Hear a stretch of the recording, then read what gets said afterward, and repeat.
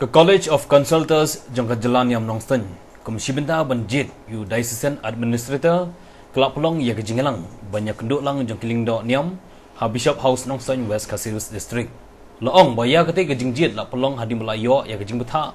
na ke Nuncio Office Kabupaten Hanobak Delhi. Kepada Kemi dan ke Vatican bala beta kenang namar ke Jingklat no Reverend Archbishop Dominic Jala ke Shillong Archdiocese balong ru Apostolic Administrator ke Nongsten Diocese. Hak ketik jingilang lai dolang ru haduk prangut kiling dok niam kiba kentup ufada Ephraim Yau Pnyau ufada Eugene Tirniang ufada Wilbert Marwin ufada Anbarasan SJ ufada Ronaldus Lingdo ufada Friding Karsim Yong ufada George Jaran bala jiru ufada Ansem Nonglang bari pris-pris ka kenci kum Diocesan Administrator ke jalan niam Nongsten ufada Ansem hak ketik singi kum Administrator ulah Shimtino Shisendan ya kakam bala pendep ya ke Jingelang dan ke Jingduai Pirat kat kum kerukom Jingle Niam ke Balang Hakmat ke College of Consultants yang ke Jalan Niam Nongsten. Dan hadin ke Jingklat no jom Archbishop Dominic Jala balong u Apostolic Administrator jom ke Lega Diocese Nongsten juni. Dan ngiem dan syuk mano-mano ru ban klik ban pek di Diocese. Dan lapta yang ni na Delhi Nuncio Office badai telang berbatikan bangin prosid nok bandon u Diocesan Administrator jom kanega diocese pada mentakasi arko santarik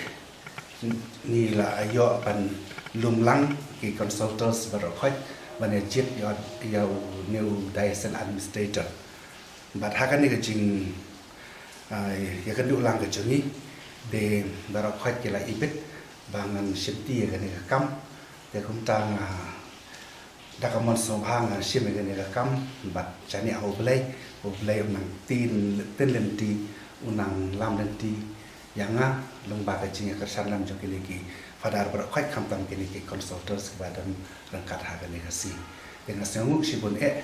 ya ki fadar barakhat ke datang ni ki bala jit yanga bad ngakular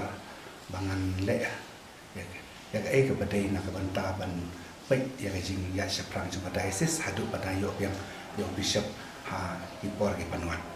hadin baki la jide fi ku buwe nai hinang sharai pila sinti ya ne kalang kor ka ba kham khiam te ke tra ke jing so men sin jo phi don di ban ba hakmat